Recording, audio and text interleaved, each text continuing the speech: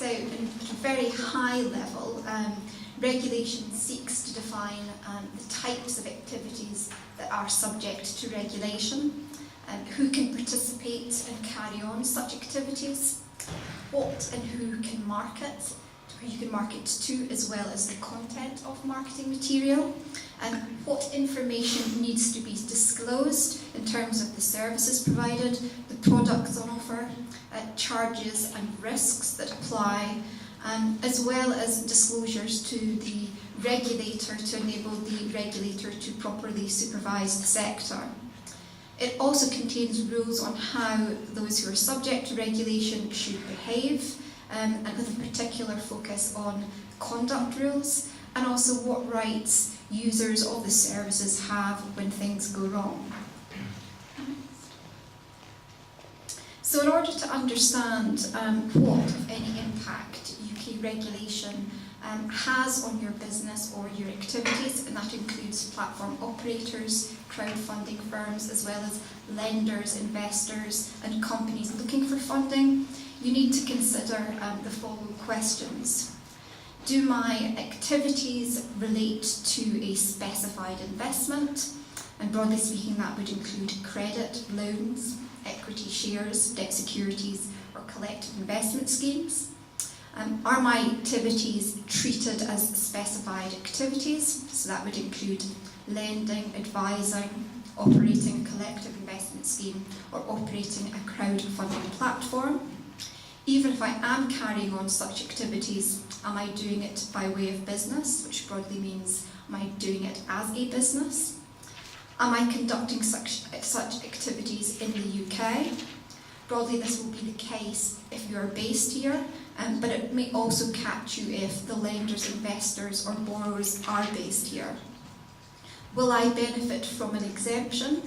There are a number of exemptions in the UK regulation, and it will require a case-by-case analysis, but there's no need to actually apply to the regulator itself in order to benefit from the exemption. It's simply an analysis of whether you do in fact fall within the scope of the exemption.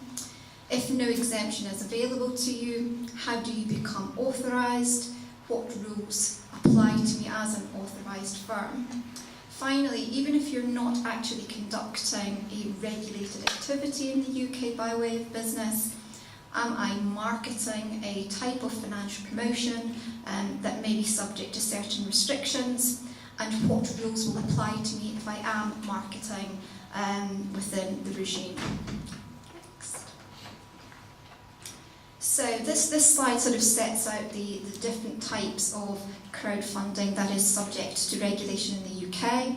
The bottom two, donations and rewards, are not subject to regulation, but the top two are. The FCA refers to crowdfunding. There's two different types of crowdfunding as far as the regulator is concerned. Firstly, loan-based crowdfunding, which typically involves lenders lending to borrowers via a platform, and in the expectation that borrowers will repay the capital plus interest over a specified period of time. Secondly, investment-based crowdfunding, which typically involves investors investing in startup firms or companies via a platform and taking an equity stake or debt security in the company, or subscribing for units in a collective investment scheme. So this would be where the investor or lender will have an exposure to an underlying asset such as loans, shares or debt securities, but they don't directly own them. Now, the regulator makes a distinction between loan-based crowdfunding and investment-based crowdfunding, both in terms of the activities that are subject to regulation and the rules that will apply to such activities. This is partly driven by the regulator's views of the risks associated with each of the models, and also the historic evolution of the UK rules and regulations. So first of all, looking at loan-based crowdfunding, historically lenders, credit brokers who sort of bring borrowers and lenders together, debt collectors, administrators and counsellors were subject to regulation in the UK by the Office of Fair Trading. This regime was considered relatively light touch compared with the regime applicable to firms that were subject to supervision by the Financial Conduct Authority or the Prudential Regulation Authority under FSMA. Responsibility for this sort of consumer credit type regime has actually now been transferred to the Financial Conduct Authority, and that was from the 1st of April, and as a consequence those operating within this sector are now subject to the full requirements in the FCA handbook and under the primary legislation. The consumer credit regime is sort of largely, from a regulatory perspective, designed to provide protections to borrowers, and so the rules really generally focus on the form and content of advertising. There are requirements to give borrowers pre-contract disclosures so that they understand the nature of the credit agreement that they're entering into. There are rules around the form and content of the credit agreements with particular key terms highlighted and at the front of the agreements. There are also post-contract disclosure requirements and rules relating to the form and content of default and termination notices. Because the existing consumer credit regime did not really provide and wasn't really designed to provide protections for those who lend through a crowdfunding platform, the FCA introduced a new regulated activity from the 1st of April 2014 that requires firms who are running loan-based crowdfunding platforms to be authorised. Authorisation is actually only required if the loans that are lent via the platform meet certain criteria, and that criteria is that the borrower and the lender is either an individual partnership, 2 or 3 persons, or an unincorporated association, and the lender provides the borrower with credit which is less or equal to £25,000. So that would include both consumer and business lending, or where the loan is not wholly or predominantly for non-business purposes. And then the platform itself has to have certain features, and one of them is that the system that is being operated is capable of determining which agreements should be made available to the borrower and lender, and that the operator receives payment in respect of interest and capital due under the credit agreements from borrowers, that the operator has responsibility for making capital and interest payments to lenders from the borrowers, and the operator has a role in collecting debt and for enforcing the agreement. If you are engaging in this type of activity, you are required to be authorised by the FCA. In order to be authorised, you need to complete and submit an application form along with various supporting documentation. One of the key documents will be your business plan and strategy, which should include your target borrowers and lenders as well as projections. You will have to submit information on your financial resources, who owns and controls you. Certain individuals within the trading platform will have to be individually registered with the regulator, and that will include directors, the compliance officer, the MLRO, and the individual who's responsible for CAS compliance. As part of the application, you will have to explain what arrangements you have in place to ensure compliance with your regulatory obligations and requirements. And the regulator would expect the board to have sufficient collective knowledge and expertise, both of the business, the risks, as well as the regulatory environment. They will want to know how you intend to manage potential conflicts of interest, how you intend to comply with the rules on the holding client money, how you will address potential AML fraud, IT protection, data security issues, and also what arrangements you have in place to ensure an orderly winding down of your business in the event that you fail. The FCA has also said that it expects the website to be at an advanced stage at the point where you submit your authorisation application, so that it is in a position to see the interface screens for both lenders and borrowers. Generally, the regulator has 6 months to consider a completed application form, but if they're not satisfied that the application is complete, they have the ability to stop the clock. The authorisation fee can be anywhere between £800 and £10,000. The precise figure will really depend upon your expected annual income from the credit activities that you're carrying on. Platforms are also required to hold a minimum amount of capital at all times to act as a buffer against the risks associated with the activities that they perform. And once there's a transitional regime that's in place, so at the moment that minimal capital requirement is £20,000, but it will go up to £50,000, but again it may be higher depending on the percentage of loans that are lent via the platform. The purpose of the minimal capital requirements in the context of a crowdfunding platform is that in the event that the platform does fail, that it has a buffer of capital available to draw upon, so that it can continue to provide services to platform users, updating and transferring their records over to a debt administrator who will be charged with administering the loans that haven't reached maturity.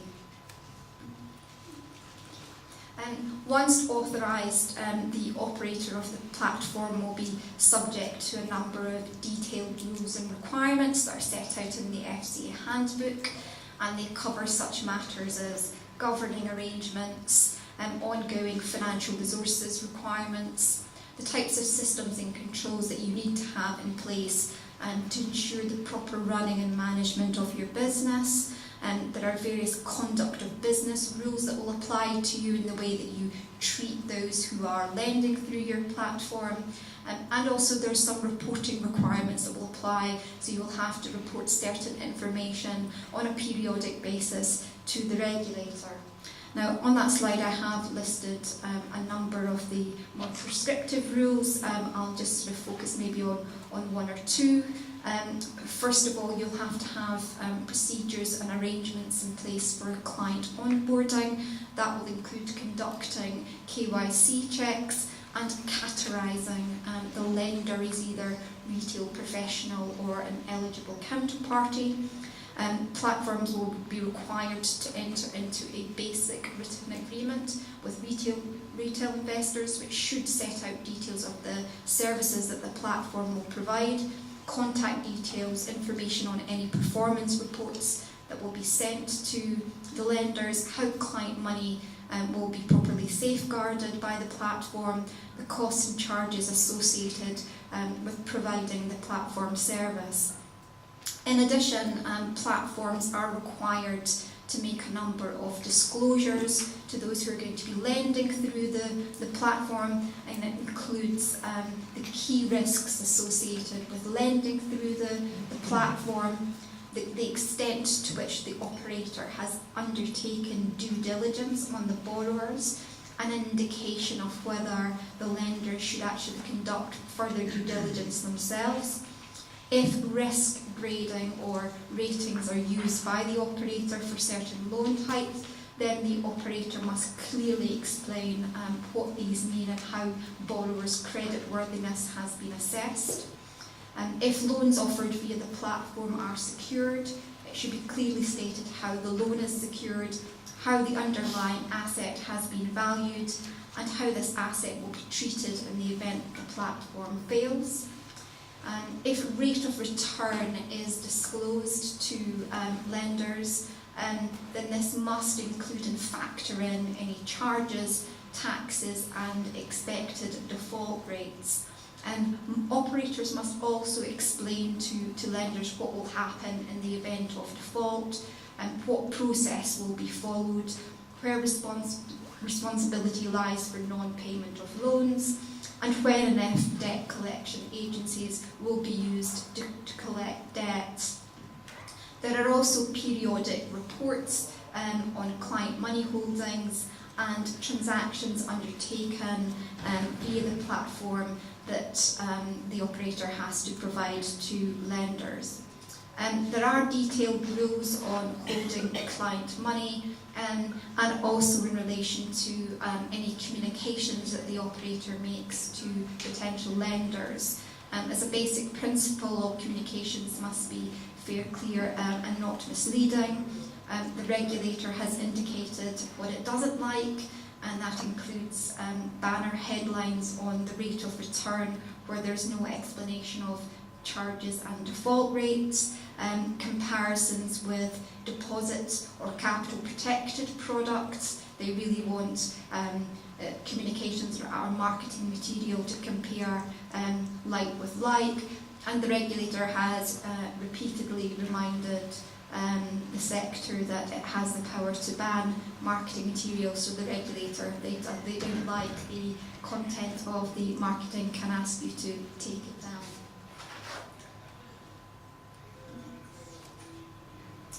Moving on to investment-based crowdfunding. Unlike the loan-based crowdfunding regime, the rules applicable to those who operate in the investment-based sector were not really designed with crowdfunding in mind, which means that the rules haven't really been tailored to address the crowdfunding model.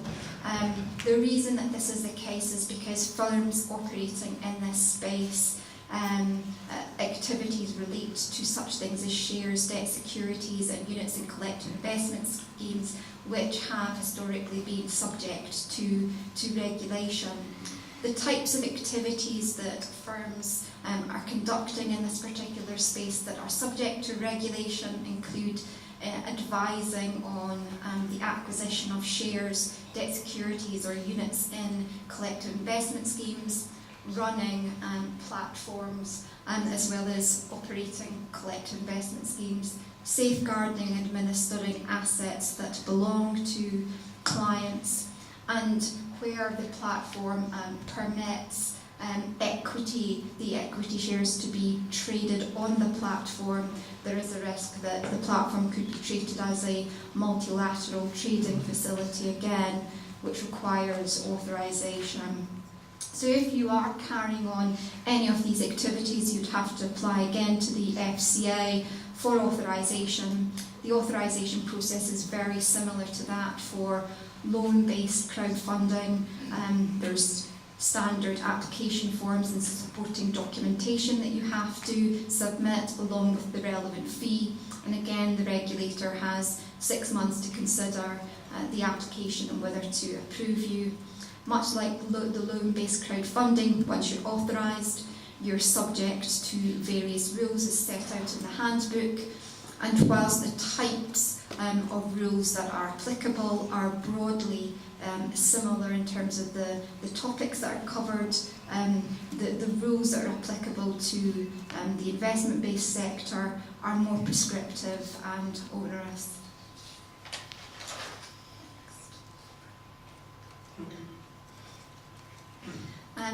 Marketing of investment-based crowdfunding services and investment products also generally fall within the financial promotion restriction in either Section 21 or Section 238 of FSMA. That rule says that you are only permitted to market in relation to these products if you're authorised by the FCA or the Prudential Regulation Authority, or if the content of that marketing material has been approved by an authorised person, or an exemption applies. The exemption regime simply means that you would have to restrict who you were actually marketing to, so simply just marketing to sophisticated investors and certain professional investors and high net worth individuals. Over the past year, there has been a tightening of the rules around the availability of the general exclusions in the context of marketing, and so there's more limited in terms of the types of retail investors that you can target and market to. In addition to that, there are new rules that say in the context of non-advised transactions that an appropriateness test will apply, which means that the firm or the platform has to assess whether the retail investor has the relevant knowledge or experience to understand the risks involved before the investor can actually invest. There are also rules around the content of marketing material. Again, the very high level principle that the communication should be fair, clear and not misleading, but depending on who you are marketing to and what you are marketing, there may be detailed rules on the content of the marketing material. And at the very end, I've just sort of flagged as a reminder that offers of securities to the public are subject to the prospectus rules, but again there are exemptions for certain types of offers, including where the offer is under Euro 5 million or if it's just directed at qualifying and sophisticated investors. Finally, the FCA has made positive noises regarding the contribution that crowdfunding has made to providing much needed capital to the real economy, and it views its role as a supportive one. It wants to help crowdfunding grow and develop, but it says only in a way that adequately protects the interests of those who lend and invest and those who borrow or those who receive a capital injection. The kinds of, or the areas that the regulator is going to be focused on from a regulatory perspective going forward are likely to be the content of marketing material. They want to make sure that lenders and investors have sufficient information and understanding of the risks to enable them to make an informed decision about whether to lend or invest via the platform.